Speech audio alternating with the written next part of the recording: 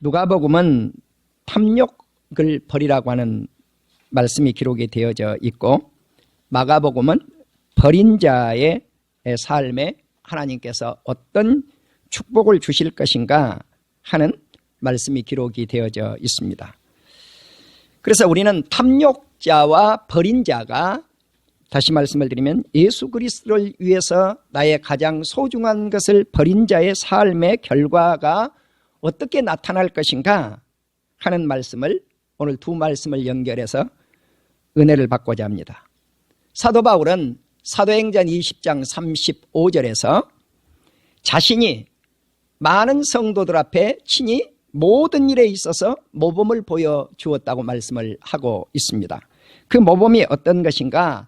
자기 자신이 수고하여 약한 사람들을 도왔다. 이것이 바울의 모범된 삶입니다. 바울은 천막을 만들면서 스스로 자비량하며 돈을 모아서, 그 물질을 모아서 그것으로 전도 활동을 감당해 왔습니다. 또 예수님은 친히 말씀하시기를 주는 자가 받는 자보다 복되도다 라고 말씀을 했습니다. 여기서 우리는 내가 열심히 땀을 흘려서 번 돈을 가지고 남을 돕는 사람, 우리는 목회자들 가운데 사업하시는 분들도 있습니다. 그럼 목회자가 사업을 하는 것이 옳은가 그른가, 그 목회자가 어떤 자세를 가지고 사업을 하느냐가 중요하다고 생각을 합니다.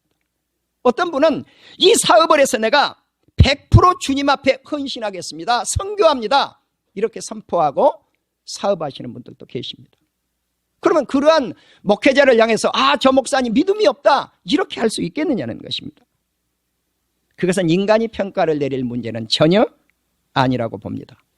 우리는 바울처럼 땀 흘려서 일을 해서 남을 돕는 것, 그리고 예수님처럼 주는 자가 받는 자보다 복되다고 하는 이 말씀 속에 주는 자의 삶과 버리는 자의 삶, 이것이 무엇일까 하는, 주는 자의 삶과 버리는 자의 삶, 이것은 주를 위해서, 예수 그리스도를 위해서, 복음을 위해서 버릴 때 이것은 하나님 앞에 영광이요, 그 끝은 놀라운 축복으로 다가온다고 하는 사실입니다.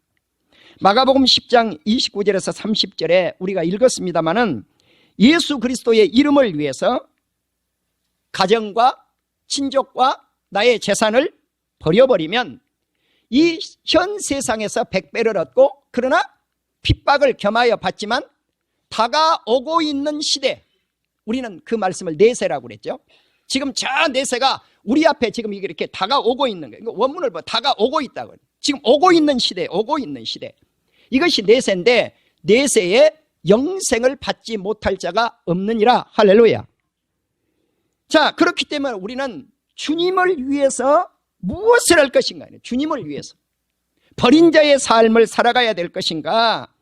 오늘 누가복음에 소개하고 있는 이 부자 청년처럼 내가 가지고 있는 것을 버리지 못해서 탐심을 내어야 될 것인가 하는 사실이에요.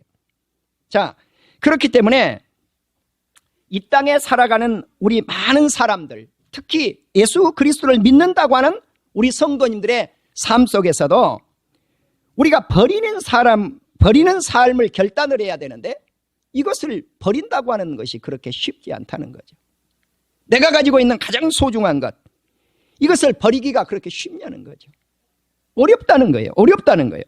자, 그렇지만 오늘은 우리 성도님들이 이 말씀을 통해서 결단을 해야 될 줄로 믿습니다. 어떤 결단인가? 나도 버릴 수 있다. 누구를 위해서? 주를 위해서. 왜 버려야 되는가? 그 이유를 우리는 마태, 마가, 누가복음을 통해서 다 언급을 하고 있는데, 예수님이 비유를 들었어요. 부자 청년, 관리죠. 자, 이 청년이 예수님께 찾아왔어요. 예수님, 내가 무엇을 하여야 영생을 얻겠습니까? 그러니까 네가 가지고 있는 재산을 다 팔아가지고 가난한 자들에게 나누어 주고 내게 와서 나를 따르라. 그런데 주님이 그냥 이렇게 따르라고 말씀을 하지 않고, 그렇게 하면 하늘에서 보화가 내게 있으리라. 아멘. 하늘에 축복이 있다는 거예요. 이 말씀 보장이에요. 주님은 보장해 주시고 나서, 축복을 보장해 주시고 나서 네가 가지고 있는 것을 버리라고 하는 거예요. 그냥 버리라고 하는 게 아니에요. 자, 그런데 이 청년이 어떻게 했습니까? 큰 부자였기 때문에 슬퍼하며 큰 근심 가운데 집으로 돌아가 버리고 말았다고 하는 사실입니다. 이것이 욕심입니다. 버리지 못한 것은 탐욕이고, 욕심은 무엇 때문에 오는가? 이사야 57장 8절에 보니까 죄 때문에 온다고 기록이 돼요. 죄. 한번 따라합시다. 죄. 탐심은 죄입니다. 두 번째, 골로새서 3장 5절에 보면 이 탐심이 무엇인가? 우상숭배라는 거예요. 그러니까 탐심은 죄로부터 오는 것이고, 이것을 섬기는 것, 욕심을 내는 것, 이것은 우상숭배니라 그랬어요. 에베소서 5장 5절에 보니까 탐하는 자, 곧 우상숭배자는 다 그리스도와 하나님 나라에서 기업을 얻지 못하리라. 욕심을 내면 어디에도 못 가요? 천국도 가지 못한다는 거죠. 무서운 말씀이죠. 자, 우리는 그래서 잠언 28장 16절에 탐욕을 미워하라 그랬어요. 자, 조금 있다가 부모를 미워하고 자식을 미워하고 이런 말씀들이 나오게 되는데, 여기서 잠언 28장에서 탐욕을 미워하라. 탐욕을 미워하라. 이 사람은 장수할 것이니라 그랬어요.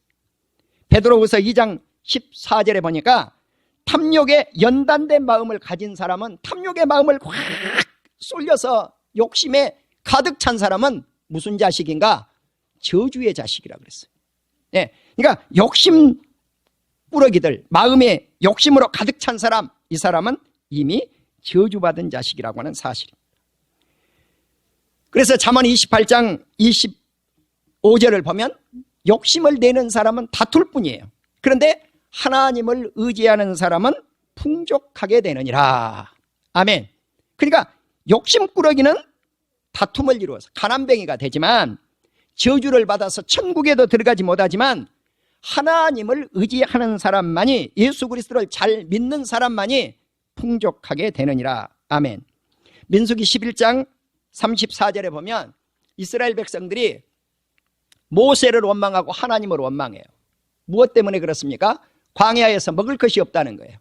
그러니까 우리 주님이 하늘에서 만나와 메추라기를 땅에다가 쫙 내려주었어요. 그런데도 욕심을 부려요. 예.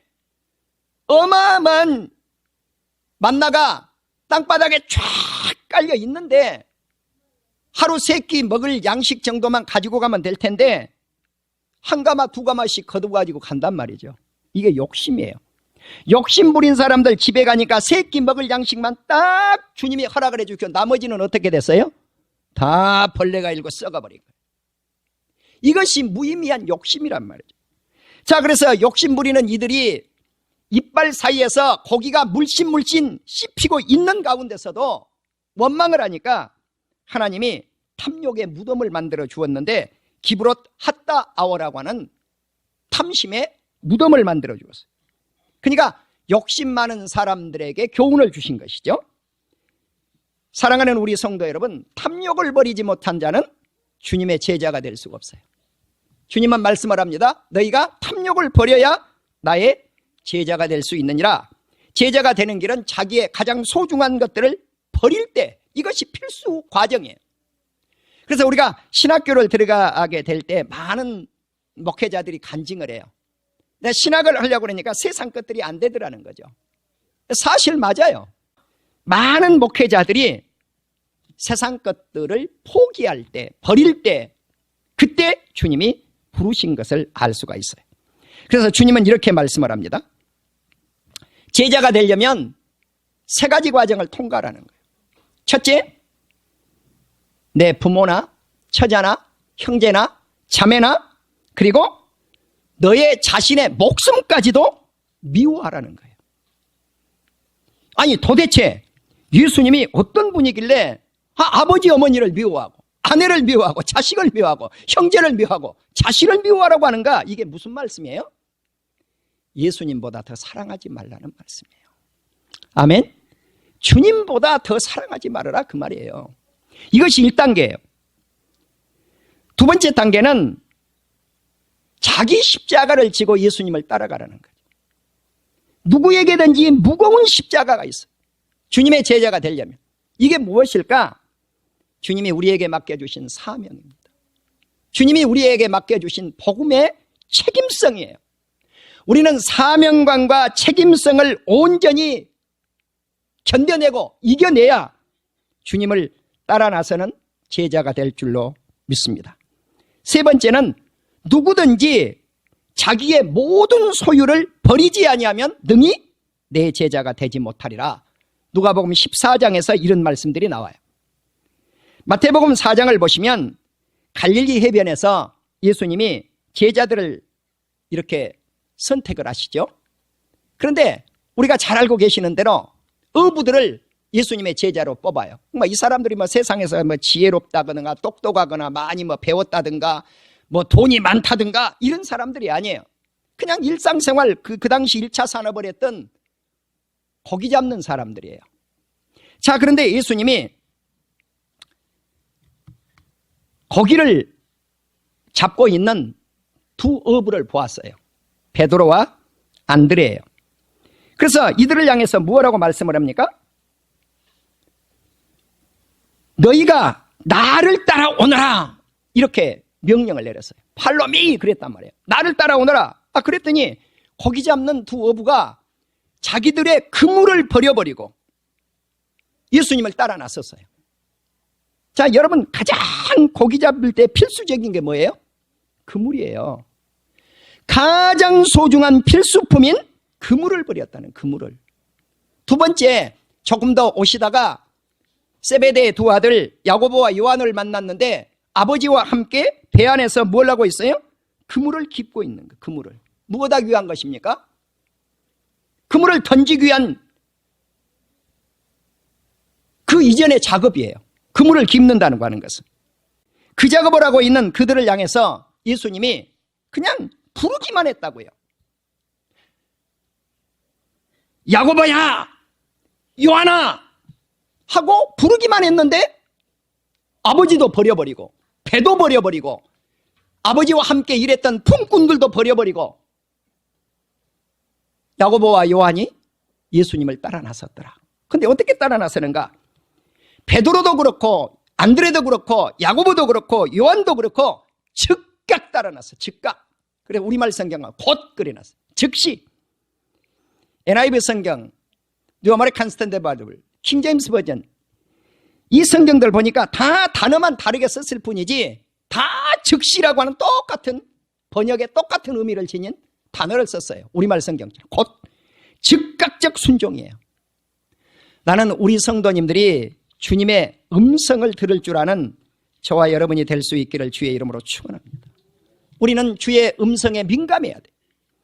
주님은 베드로의 형제를 부르시고 조금 더 가시다가 두 제자를 부르셨다고 하는 말씀을 드렸잖아요. 이들이 가장 소중한 그물도 배도 아버지도 동료들도 버리고 떠났다는 거죠.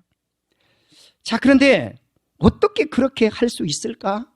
한번 부르심, 이걸 콜링이라고 그러잖아요. 소명이라고도 할 수 있잖아요. 신학에서는 소명이라고 가르쳐요. 자, 부르심인데 아니 형사봐 그렇게 한번 부른다고 해서 어떻게 그렇게 따라 나설 수 있을까? 그런데 그 의문점을 누가복음 5장에서 예수님이 풀어주시고 계셔요. 누가복음 5장을 읽으면 누가복음과 마태복음을 마가복음과 마태복음을 좀 더 보충해 주고 있어요. 자, 예수님이 게네사렛 호수에 가셨는데 바닷가에서 말씀을 전하시고 이렇게 쳐다보니까 두 배가 있어요. 그런데 한 배에 오르셨는데 그 배가 누구의 배인가? 베드로 배예요. 또 다른 배는 누구의 배일까? 성경에 구체적으로 나와 있지 않지만 아마 세베대의 아들들 두 아들이 있었던 그 배가 아니었겠나 생각을 해요.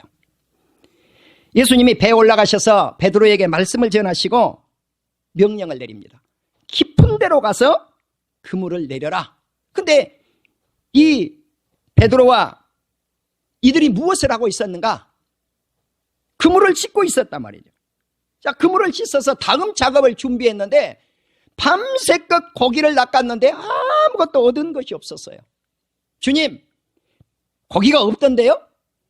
이렇게 말하지 않고 그 말씀에 순종하여 그 말씀에 의지하여 내가 그물을 내리리다. 순종하고 내렸더니 많은 고기가 잡혔는데 심히 많이 잡혀서 옆에 지금 쉬고 있는 그 배를 불러가지고 2배 만선을 이루었더라. 아멘. 어느 정도 잡혔는가? 그물이 찢어질 정도로 찢어졌다고 그랬어요. 여기는 찢어졌다고 그랬어요. 그런데 예수님이 부활하시고 나서 베드로가 나는 갈릴리 바닷가에 가가지고 고기 잡으도록 하노라. 그러니까 여기에 있는 친구들이 다 나도 하고 따라 나섰잖아요. 밤새껏 고기 잡았는데 그때도 잡았어요? 못 잡았어요? 한 마리도 못 잡았는데 예수님이 오셔서 아침에 배 오른편에 그물을 내려라. 말씀에 의지하여 그물을 내렸더니 큰 물고기 153마리가 잡혔는데 찢어지지 아니하였더라. 아멘. 그러니까 첫 번째 소명과 제 소명을 부를 때 상황이 찢어졌느냐 찢어지지 않느냐 이 차이밖에 없어요. 사랑하는 우리 온 성도 여러분, 오늘 예수님의 말씀의 명령에 의해서 고기가 잡힌 모습을 보고 반응이 어떻게 나타났는가? 이곳에 있는 모든 제자들, 주님이 불렀던 제자들, 그들이 다 놀랬다 그랬어요. 놀랬다. 야고보도, 요한도, 베드로도, 안드레도, 그 주변에 있는 모든 사람들이 다 놀랬어요. 그때 예수님이 베드로에게 말씀을 합니다. 무서워하지 말아라. 이제 후로는 네가 고기잡이 어부가 아니라 사람 낚는 어부가 되리라. 아멘. 그런데 이 말씀을 원문적인 뜻을 무슨 뜻이냐면요, 사람을 취한다는 거예요. 예, 사람을 사로잡는다는 거예요. 자, 그래서 뉴 아메리칸 스탠다드 바로 킹제임스 버전은 그렇게 번역을 해놨어요. 예, 캐치맨 그랬다며. 캐칭맨, 캐치맨 그렇게 번역을 했어요. 예, 사람을 잡아요. 사람을. 나는 우리 성도님들이 사람을 낚아낼 수 있는, 사람을 잡아낼 수 있는 그러한 하나님의 사람들이 될 수 있기를 주의 이름으로 축원합니다. 우리가 복음 전도를 잘할 수 있는 사람이 어떤 사람인가? 사람 낚는 어부가 돼요. 사람을 잡을 수가 있어야 된단 말이에요. 사람을 낚을 수가 있어야 된단 말이에요. 우리가 그렇게 되어야 된단 말이에요. 우리가 전도해야 될 것인가 말해야 될 것인가, 이것은 재론할 것이 없어요. 가끔 제가 그런 말씀 듣죠. 전도한다고 사람이 오냐고. 아니요. 여러분, 복음은 전하지 않으면 안 돼. 영혼 구원은 예수 그리스도께 속해 있지만 일단 저와 여러분은 예수님 믿으십시오. 아멘. 십자가 지신 예수님을 믿으십시오. 당신의 죄를 위해서 예수님은 십자가 지셨습니다. 당신을 의롭다고 해서 예수님은 3일 만에 살아나셨습니다. 예수님을 믿으면 구원받고 영생받고 천국을 갑니다. 아멘. 이 복음은 전해야 된다. 그래야 주님 나라에 가서 우리가 전하지 않는 죄값을 면할 수가 있어요. 복음을 전하지 않는 건 죄예요. 여러분, 누구든지 만나면 이 복음은 전해야 된다. 이 복음은 전해서 사람을 사로잡는 역사가 있기를 주의 이름으로 축원합니다. 이제 예수님은 베드로를 육지에 대고 베드로와 제자들은 모든 것을 버리고 예수 그리스도를 따랐다고 성경은 기록을 하고 있습니다. 그렇습니다. 우리는 가장 소중한 것들, 우리가 가장 귀하게 여기는 것들, 이것들을 버릴 줄 아는 우리 온 성도님들이 되시기를 주님의 이름으로 축원합니다. 요한복음 4장 28절을 보면은 사마리아의 수가성 여인이 물기르러 왔다가 예수님을 만나죠. 영원한 생명 되신 예수님을 만나서 그가 가장 소중히 여기는 뭘 버려버려요? 물동이를 우물가에 버려버리고 가요. 사실 50년대에 볼 수 있는 모습들이죠. 그런데 이 여인이 이 물동이를 버려버리고 동네 가가지고 그리스도이신 예수님을 만나러, 그분을 만나보고 오라고 복음을 외쳐요. 그렇습니다. 가장 소중한 것 이상, 내가 가지고 있는 가장 소중한 것 이상의 가치가 있는 예수님을 만나면 이렇게 된다는 거죠. 사랑하는 우리 성도 여러분, 저와 여러분에게도 이 시간 버릴 준비가 되어 있습니까?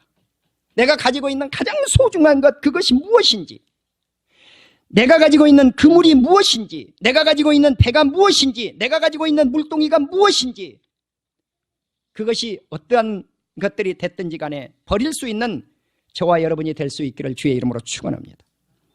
버리지 못한 것은 욕심 때문이라고 그랬습니다. 버린 자와 탐욕자의 삶의 차이는 하늘의 계산법을 몰라서 그런 결과를 가져옵니다. 그러니까 하늘의 계산법은 뭔가? 플러스가 되는 거죠. 욕심쟁이 계산법은 무엇인가? 마이너스가 된다는 거죠. 우리는 하나님께 경배하며 성결하게 사는 욥과 같은 삶도 필요합니다. 욥은 동방에서 가장 훌륭한 사람이었습니다. 부자였습니다. 성경은 부자가 천국에 들어가기가 낙타가 바늘귀를 뀌고 들어가는 것보다 더 어렵다고 그랬어요. 그럼 부자가 천국에 못 들어가는가? 아니요. 욥과 같은 사람은 넉넉하게 들어가고 남았습니다. 욥은 가족도 버릴 줄 알았고, 자식도 버릴 줄 알았고, 아내도 버릴 줄 알았고, 자기 자신의 생명까지도 버릴 줄 아는 사람이었어요. 고통 속에 발끝부터 머리끝까지 아픔이 와도 주님을 배반하지 않았어요. 원망하지 않았어요. 그의 삶의 결과는 어떤 결과를 가져왔습니까? 갑절의 물권의 축복을 받았죠. 자식들도 갑절을 받았죠. 여러분, 왜? 먼저 죽은 자식들은 천국 가 있고요. 두 번째 받은 자식들은 세상에 남아 있으니까 갑절 받은 거예요. 오늘 누가복음 본문에서는 한 사람이 예수님께 와서 말씀을 합니다. 주님, 내 형제와 재산을 나누어서 주님 내게 허락을 좀 해 주십시오. 그런데 예수님이 이렇게 말씀을 합니다. 내가 재판장이나 물건 나누어 주는 사람으로 누가 지명을 했느냐? 모든 탐심을 물리치라. 생명이 그 소유에 넉넉한 데 있지 아니하느니라 라고 말씀을 합니다. 또 예수님은 비유를 들었습니다. 한 부자가 농사를 지었는데 소출이 너무 많아가지고 창고가 너무 작아요. 그래서 있는 창고를 헐어버리고 새롭게 창고를 크게 지었습니다. 그리고 가장 좋은 것들을 창고에 갖다 양식도 쌓고 재물도 쌓고 많은 것들을 쌓아놓고 이렇게 생각을 합니다. 야, 이제 내가 이렇게 많은 재산을 쌓아놓았으니 내가 이제는 편안히 쉬고 평생 모든 것을 먹고 살 수 있겠구나. 자, 걱정이 없습니다. 이제 자식 걱정, 먹고 사는 걱정, 옷 걱정, 집 걱정, 아무 걱정이 없어요. 그때 주님이 찾아왔습니다. 이놈아, 오늘 밤 네 영혼을 거두어 가버린다고 하면, 취해 가버린다고 하면은 네가 창고에 새로 지어서 쌓아둔 저 재산들이 누구의 것이 되겠느냐고 주님이 반문을 합니다. 그때 주님이 이렇게 말씀을 합니다. 주님과 이웃을 위해서 버린 자는 복을 받아서 하나님께 대하여 부요한 자가 되겠지만은 버리지 못한 자는, 탐욕을 부리는 자는 가난함과 함께 하나님의 부요에 참여하지 못한다고 하는 진리를 가르쳐 줍니다.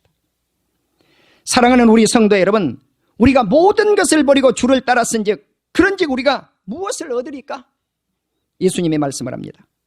세상이 새롭게 되어 인자가 자기 영광의 보좌에 앉을 때 나를 따르는 너희는 12 보좌에 앉아서 12지파를 심판하겠다고 마태복음 19장 28절에서 말씀을 하고 있고요. 오늘 마가복음 말씀 속에서도 우리가 알 수 있었습니다만 예수님을 위해서, 복음을 위해서 가정과 가족과 재산의 모든 것들을 버리면 이 땅에서 100배나 얻고 핍박을 겸하여 받겠지만 내세에 영생을 얻지 못할 자가 없느니라. 아멘.